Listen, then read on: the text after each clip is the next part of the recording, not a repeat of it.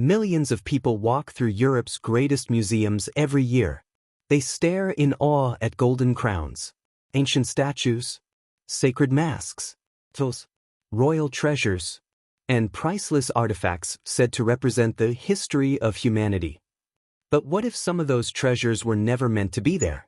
Before we dive into the main story, like and subscribe to our YouTube channel and click on the bell notification button for more interesting video like this.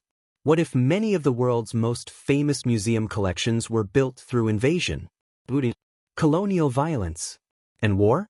Because hidden behind the beauty of Europe's richest museums is a dark story few people are taught in school. A story involving stolen African kingdoms, burned cities, destroyed temples, and entire civilizations stripped of their cultural identity. Some artifacts were taken by soldiers, others by explorers, missionaries, colonial governors, or wealthy collectors working for empires. And today, many countries are demanding those treasures back. But Europe's museums refuse to let go easily. Tonight, we uncover the dark secret behind Europe's richest museums and the priceless artifacts colonialism stole from the world. To understand how Europe filled its museums with foreign treasures, we must go back to the height of colonialism. Between the 15th and early 20th centuries, European powers expanded across Africa, Asia, the Middle East, and the Americas. Countries like Britain, France, Belgium, Germany, Portugal, Spain, and the Netherlands built massive colonial empires. These empires controlled land, labor, resources, and culture. Colonial powers did not simply conquer territory. They also collected objects. Massive numbers of artifacts were removed from colonized societies and shipped to Europe. Some were purchased under unequal conditions.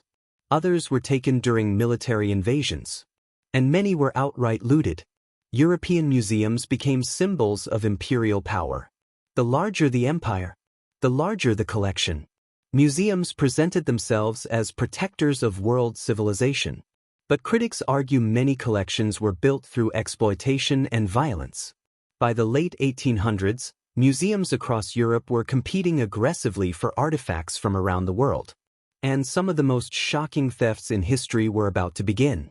One of the most controversial examples happened in 1897. In what is now modern-day Nigeria stood the powerful kingdom of Benin. The kingdom was famous for its extraordinary bronze sculptures, ivory carvings, and royal artwork. For centuries, Benin artisans created masterpieces now known as the Benin Bronzes. These works recorded royal history, spiritual beliefs, and cultural traditions. European visitors described Benin City as highly organized and wealthy. But Britain wanted greater control over trade in the region. Tensions escalated between British officials and the Oba, or King, of Benin. Then in January 1897, a British delegation entered Benin territory despite warnings not to come during sacred ceremonies. The delegation was attacked, and several British officials were killed. Britain responded with overwhelming force. In February 1897, the British launched what they called a punitive expedition. Thousands of troops invaded Benin City. The city was burned. Palaces were destroyed. And thousands of sacred and royal artifacts were seized. The Benin Bronzes were taken by British forces and sold to museums and collectors across Europe. Today, these artifacts are scattered around the world. Many are displayed in institutions like the British Museum. Others ended up in Germany, France, and the United States. For decades, Nigeria has demanded their return. And the Benin Bronzes became one of the world's biggest symbols of colonial looting. But Benin was only the beginning.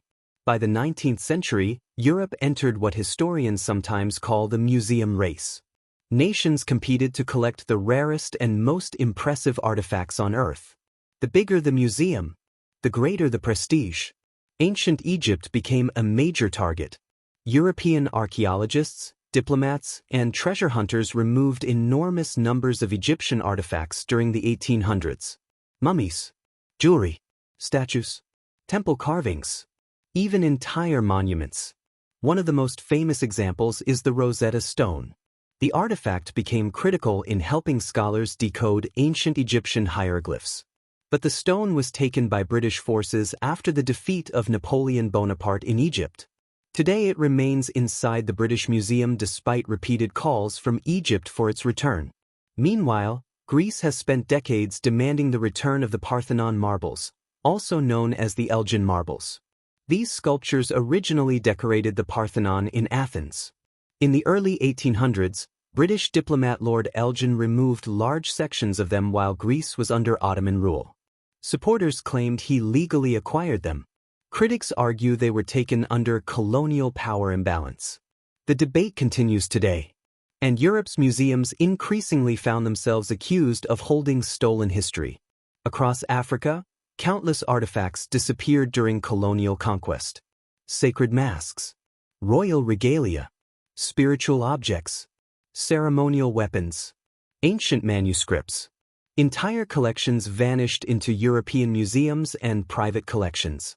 In Ethiopia, one of the most famous incidents occurred after the 1868 British invasion of Magdala. British forces defeated Emperor Tewodros II. After the battle, troops looted churches and royal treasures. Manuscripts, crowns, crosses, and sacred items were carried back to Britain. Some remain in European institutions today. Then came the Berlin Conference of 1884 to 1885. European powers divided much of Africa among themselves without African representation. Colonial expansion accelerated rapidly afterward.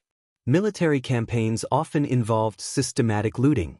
In Congo, under the brutal rule of Leopold II, enormous wealth and cultural objects flowed into Europe while millions of Congolese suffered under forced labor systems.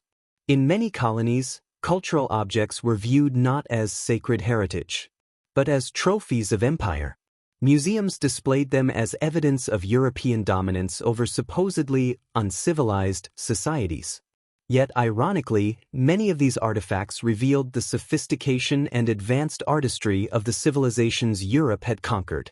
And over time, the world began asking difficult questions. Who truly owns history? Not all stolen artifacts were taken directly by soldiers. Many entered Europe through collectors, missionaries, explorers, and dealers. Colonial officials often pressured local rulers into surrendering cultural treasures. Missionaries sometimes removed sacred religious objects they considered pagan. Private collectors bought artifacts cheaply during times of war and instability. Entire black markets emerged around colonial antiquities, and museums benefited enormously. Some institutions acquired artifacts without properly documenting how they were obtained. Others accepted donations from colonial officers who personally looted items during military campaigns. By the early 20th century, Europe possessed some of the largest collections of non-European cultural artifacts in the world. But the ethics behind those collections remained largely ignored. For decades, museums framed themselves as saviors protecting artifacts from destruction. They argued European institutions could preserve treasures better than colonized nations. But critics saw something else: a system where powerful empires took cultural heritage from weaker societies, then claimed ownership over it. And eventually, countries began demanding justice. In the modern era, demands for restitution have grown stronger. African nations, Asian countries, indigenous groups, and Middle Eastern governments increasingly want stolen artifacts returned. Nigeria intensified efforts to reclaim the Benin Bronzes. Greece continues demanding the Parthenon marbles.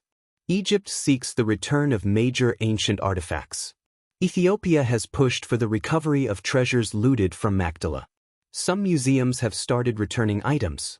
Germany agreed to return many Benin Bronzes to Nigeria. France announced plans to restore selected African artifacts. Universities and museums across Europe and North America began reviewing the origins of their collections. But many institutions still resist full restitution. They argue museums protect world heritage for all humanity. Some claim returning artifacts could endanger preservation. Others fear emptying museums would rewrite centuries of collection history. The debate became global. Should artifacts remain where they are safest, or return to the people and cultures they were taken from? There is no easy answer. but the emotional impact is undeniable. For many communities, these artifacts are not simply art objects. They are sacred history, identity, memory, and proof of civilization's colonialism tried to erase. Today, millions admire these treasures behind glass displays. But often, visitors are never told the full story. The wars, the invasions, the looting, the colonial violence behind the collections. A bronze statue may appear beautiful in London, but its absence may represent cultural loss in Nigeria. A sacred artifact displayed in Paris may once have belonged inside a destroyed temple or royal palace. This is why debates over museum collections are so emotional, because they are not just arguments about objects. They are arguments about power, memory, and historical justice. Colonialism shaped not only borders and economies, but also the ownership of history itself. And Europe's greatest museums became symbols of that legacy. Today, the world faces a difficult question. Who owns the past? The museums that preserved these artifacts for generations? Or the cultures and nations they originally came from?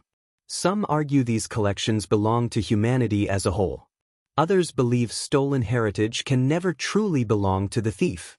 The debate continues inside courtrooms, governments, universities, and museums around the world. But one thing is certain. Behind the polished halls of Europe's richest museums lies a hidden history of empire, conquest, and colonial power. A story rarely shown beside the artifacts themselves. And perhaps the greatest irony of all is that many treasures once taken to display European superiority now expose the violence colonialism used to build that superiority in the first place. But the story of stolen history does not end in museums.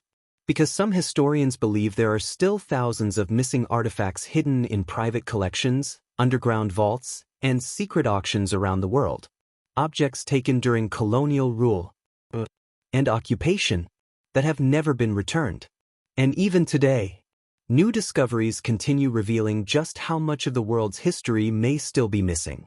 Perhaps the greatest treasures humanity lost have not even been found yet. For more videos like this, click like and subscribe to our YouTube channel.